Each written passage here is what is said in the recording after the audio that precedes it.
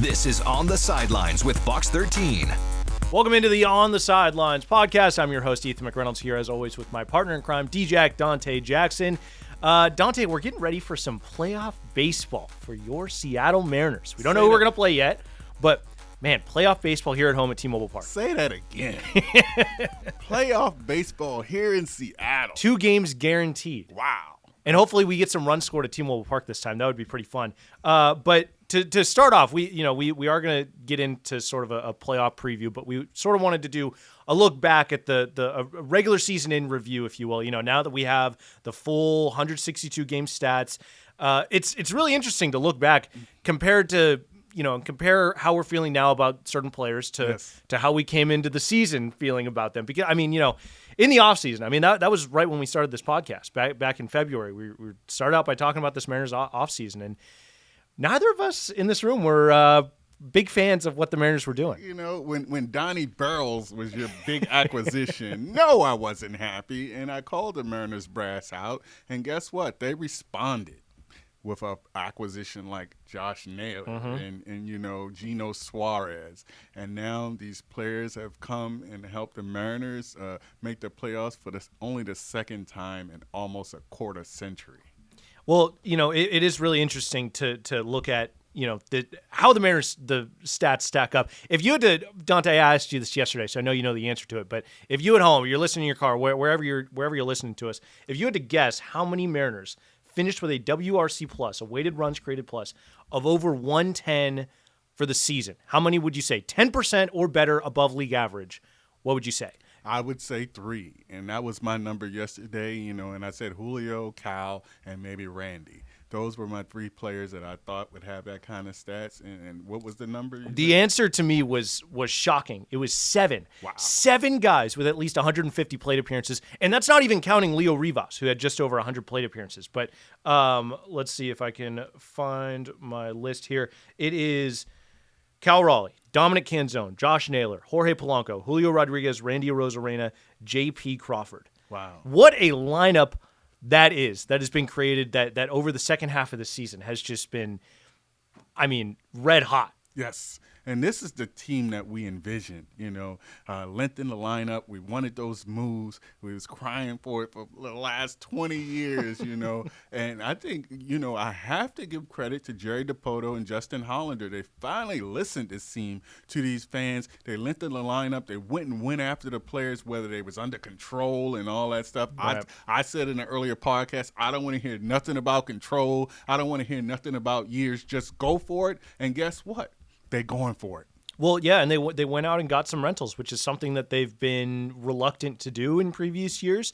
And it's paid off. It has absolutely paid off. I think, it's tough. Like, Jerry Dipoto absolutely deserves a lot of the credit here. I don't think there are many franchises in baseball that can say they're in a better position right now as the Seattle Mariners. When you combine the talent they have at the major league level, Cal Raleigh, Logan Gilbert, George Kirby, Julio Rodriguez, the list goes on, that are controllable, combined with what I would say is the best farm system in all of baseball. Like, you just don't have a lot of organizations that are rocking that sort of combination at both levels. Right. So Jerry and Justin deserve a lot of credit. We want to do some end of season awards just to sort of reflect and maybe see how they would differ from what we guessed coming into the season. So we got best hitter, we got best pitcher, we got most surprising player, and we got moment of the year.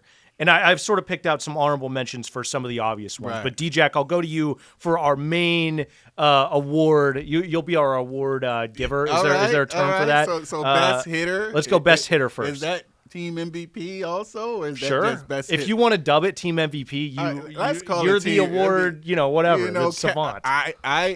I'm not a savant. I'm Captain Obvious because the best hitter is Cal Raleigh. Yeah. The team MVP is Cal Raleigh. You can't go with any other player. Now, I tried to sneak a player here and there and say, hey, I like their contribution, but at the end of the day, 60 home runs. He breaks the record for switch hitting. He breaks the franchise record for home runs. I mean, what more? And he handled this staff perfectly all season, a staff that was, disabled as far as injuries and stuff.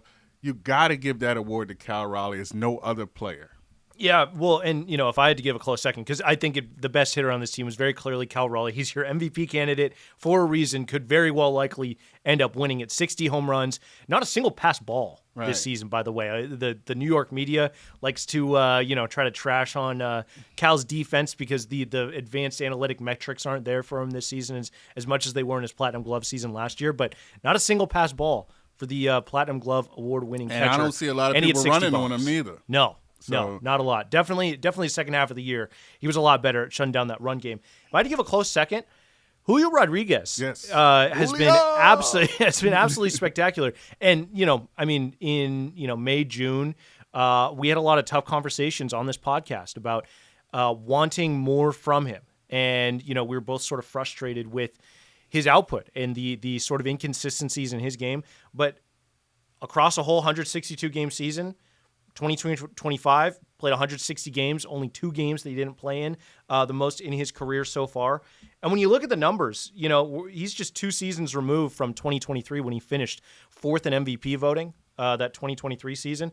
His numbers this year, very, very similar to that season. I would say his 2023 season edges every single number out by just a slim margin, but it's all comparable. I'll read some of them off. OPS plus at 130 in 2023, 128 this year. You got hits, 180 in 23, 174 this year. Batting average, 275 to 267. His OPS, 818 to 798. Home runs, 32 in each season. Stolen bases, 37 in 23, 30 this season, a second 30-30 season for Julio. And you mentioned yesterday, all 4 seasons, 2020 seasons, one of the only players to do that. Right? Yes. I mean, Julio is the model of consistency. We wanted more. Not something that I thought we would be saying, right? But, when you think about baseball, it's all about the numbers.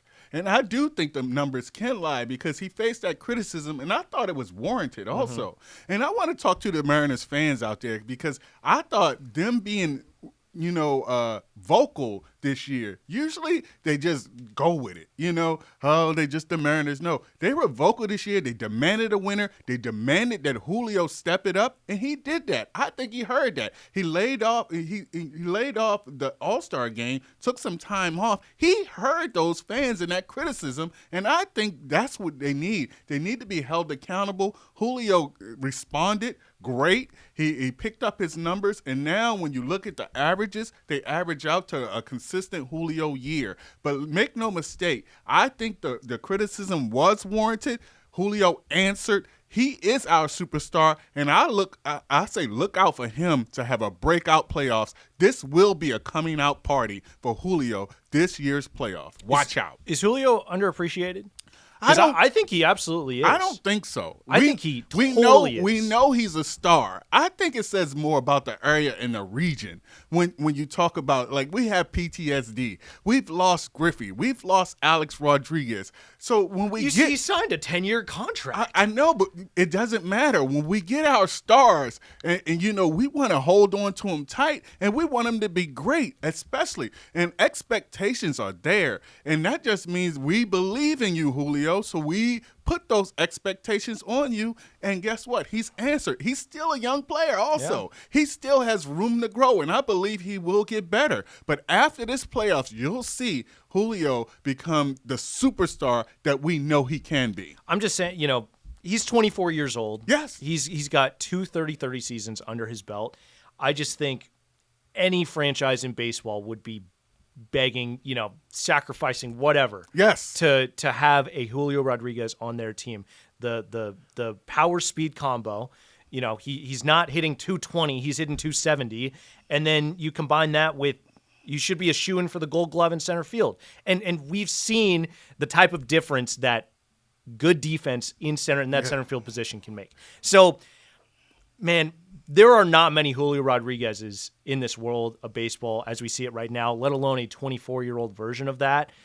I just don't see, enough consistent appreciation through him throughout the entire season. I know he starts cold, and I see all this stuff about him being overpaid, which I think is completely ridiculous, given this is a 4th straight season of this type of, like, borderline superstar elite production. Right. You know, and he still has room to grow. Like exactly. He's 24 years old and he's doing this. I don't think he's underappreciated, though, Ethan. I mean, like I said just now, a few minutes ago, I think the numbers can lie.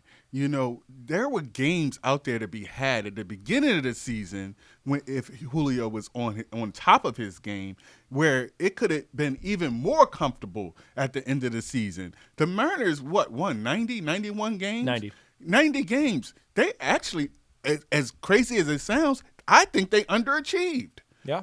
When you talk about the American League and the division, Houston came down to their level. They finally overtook them. This Mariners team underachieved. And without those moves by DePoto and Justin Hollander around the deadline with Suarez and Naylor and, Caleb Ferguson and a couple other moves, without those moves, I don't know if those Mariners get over that hump. Yeah, those players showed up mightily for the Mariners. So let's not make any mistakes.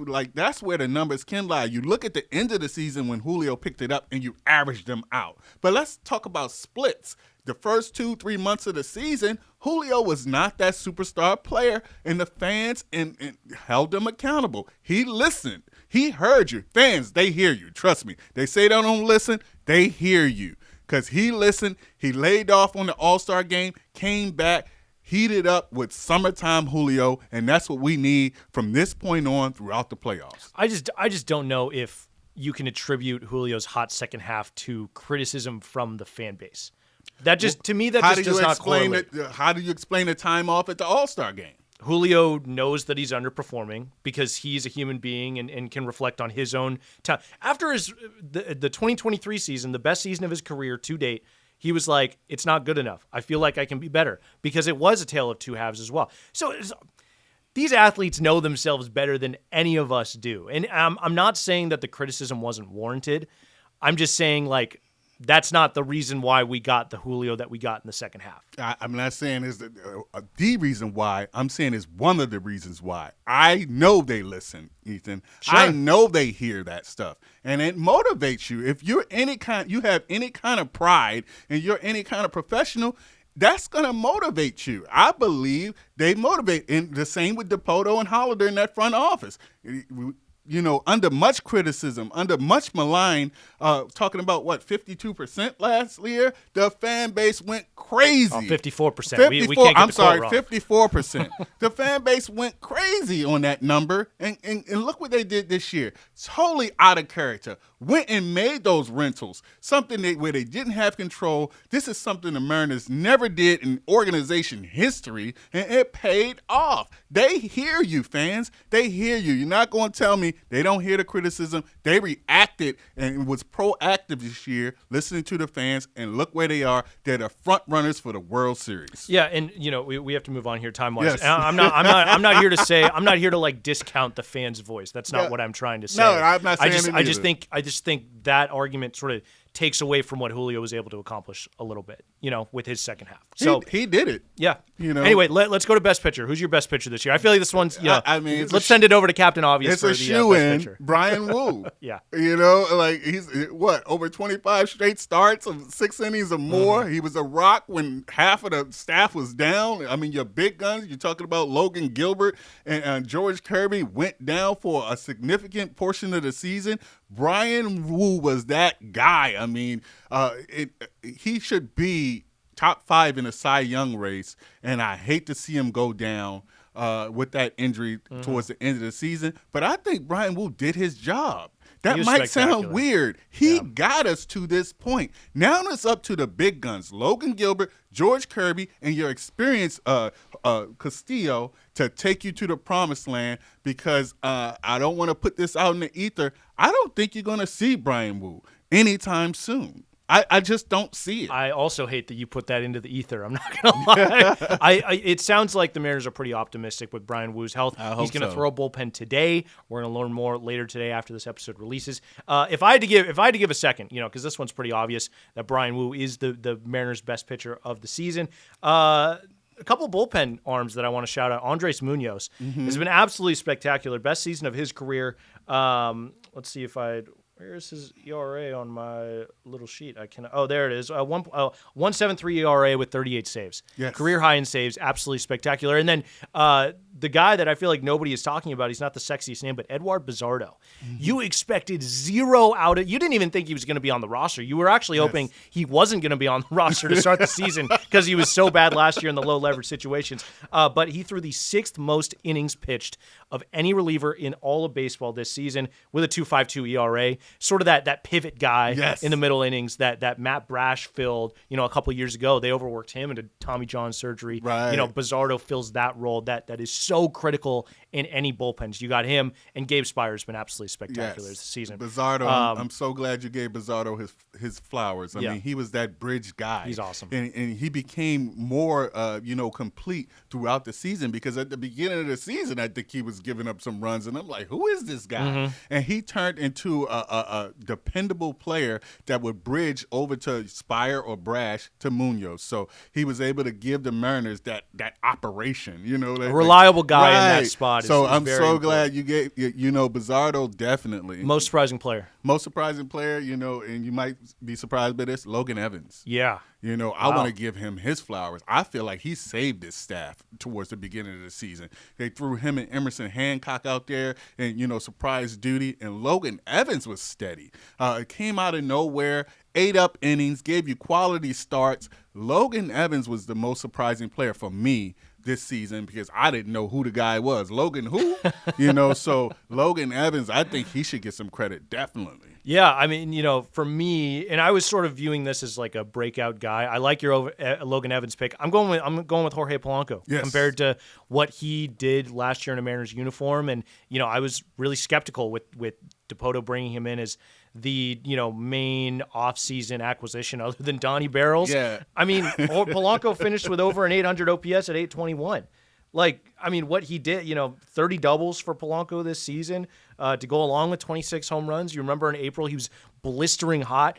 One of the reasons the Mariners were able to get to the 90-win mark. So Jorge Polanco, for me, most surprising player, biggest breakout player. And shout out Dom Canzone as well. Yes. I mean, let's see. He's 268 plate appearances, so not a small sample. An 840 OPS with a hidden 300. Yes. Absolutely incredible. Moment of the year for you, really quick. Moment of the year, the 60th home run from Cal. Yeah. It clinched. He had already hit one. I mean, the chance, I'm watching it. I just happened to tune in right at the right time. They chant, the crowd going crazy with the MVP chants, and Cal delivers on cue with the 60th home run. I love the number. It's nice and even, and it clinched.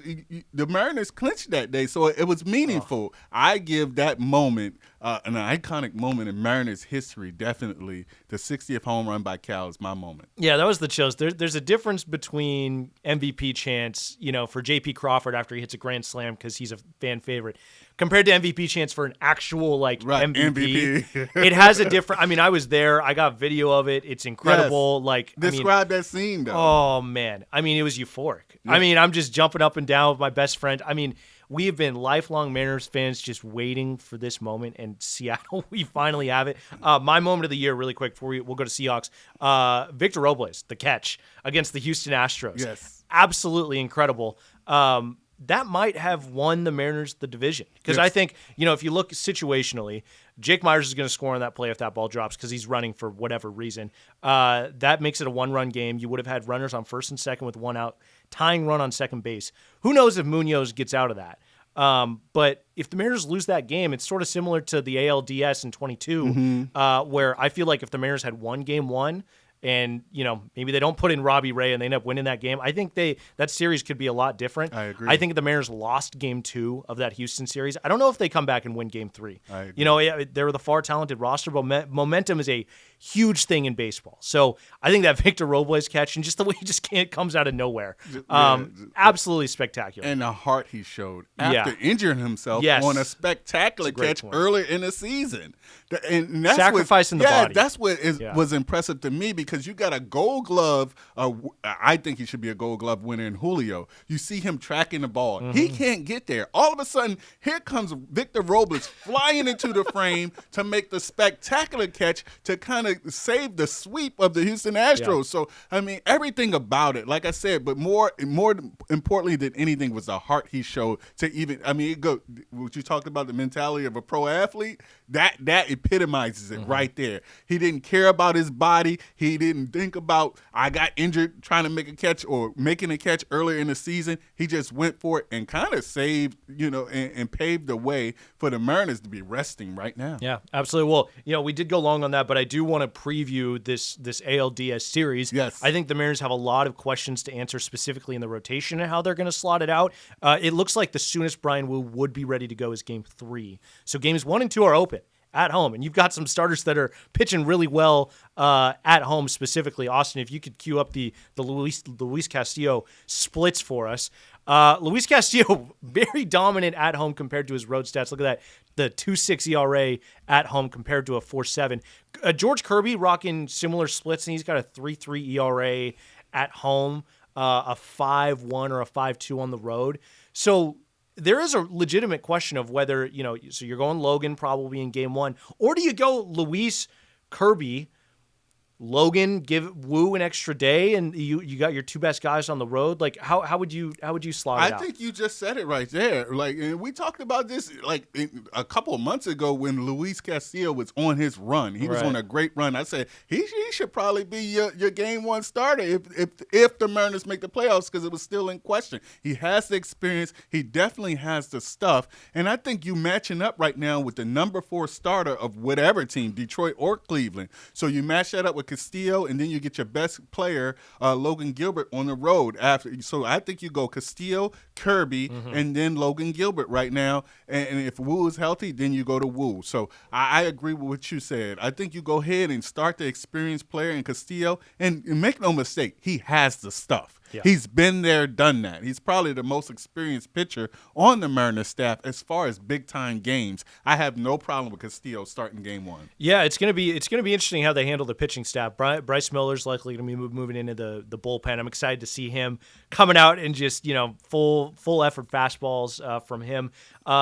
It's really interesting. So George Kirby, we've been looking for consistency from him since he came back from injury at the start of the season. It was good to see. He talked about adding a new sinker grip. He's now throwing Brian Wu's sinker grip, and when he made that switch was right before his 14 strikeout game. And then he comes out, and then he has another really good start against the Rockies as well. So I'm bullish on George Kirby coming back to form, and that the last 3 starts, albeit against weaker competition, aren't just a fluke, and him pitching against lesser competition. Luis Castillo also pitching really well as of late. So, I mean, what an awesome problem to have, though. Yes. I mean, like you Brian, your top starter is hurt, and it's like this rotation not really that big of a concern for me. I think however they lay it out, however they end up performing, is going to be what it's going to be. But I have zero concerns really with however they line up this rotation. I agree. I think this pitching staff is ready to take that next step. I mean, let's be honest. They've been disappointing this season. They haven't played compared to their last year. The lofty expectation or the standard they set over the last 2 to 3 seasons. They haven't reached that standard this year. I think it's still some meat on the bone. I think they should still get up there, and this would be the perfect time to reach that standard. I look out for the Mariners pitching staff, and you talk about momentum, and they say in baseball, like momentum is the next game starting pitcher, right? And Brian Wu was that stopper this season. Like whenever they went on a slide, put him on the mound, he stopped it, and helped the Mariners. You don't have that this year, and let's hope Gilbert, Kirby, and Castillo can reach that. Yeah, well, and you talk about him being a stopper, but he's also getting deep into games. There's an awesome stat out there with the bullpen's ERA in Brian Wu's starts compared to the day after Brian Wu starts. And I think it was like a sub-2 ERA after Brian Wu starts because he's getting so deep into games. You mentioned the 25-plus starts of 6 innings or more, less taxing on the bullpen, less innings to cover. You're getting to your better guys right after Wu. You less innings to cover. So, that is a big loss for the Mariners. Hopefully they get him back as soon as possible. It sounds like they're optimistic on when he'll be able to be back. I want to get to the Seahawks really quick before we get to our standings. quarter-ish way through the season. What's your impression of this team so far? 3-1, tied for top of the NFC West. Pretty fun. Yes, I mean I'm loving what I saw, or what I'm seeing. I didn't like the first game. It baffles me. It seems like a tale of two teams. It was like Jekyll and Hyde. You come out that first game, you're listless, you're lethargic, you're not playing. I think the offense specifically. The defense had a very strong game. It just didn't look right. Right. In this past 3 games, this is the team that we expect. Yeah. I am concerned about the running game. Mm-hmm. I think it's too many minus plays with the running game. I would like to see more Jacardier Wright. I wanted to put that out there right now. Look out for that guy. Hopefully, they just signed, hometown fan favorite Myles Gaskin now on the practice squad, so they feel like they need some reinforcements at the running back position. I still want to see the flip-flop of Zach Charbonnet and Ken Walker. I understand Ken Walker is a game changer, a game breaker, but I just think Zach Charbonnet is a more north-south runner, and you need that in this system. Yeah, after how many times, I don't know, that I was watching that Thursday night football game, like, Ken Walker's running backwards again. Yes. I mean, it was 3-4 times where, he just hits the line of scrimmage. There's nothing there. He turns backwards and loses 4 instead of no gain or gaining 1. Right. So that's where Zach Charbonnet and his strength, he doesn't try to make too much out of nothing. But then again, Kenneth Walker, he's breaking some big runs that Zach Charbonnet's not breaking. So for me personally, I over the offseason, I was creeping towards your camp of starting Zach Charbonnet and him being the better fit, and he had the big week 1.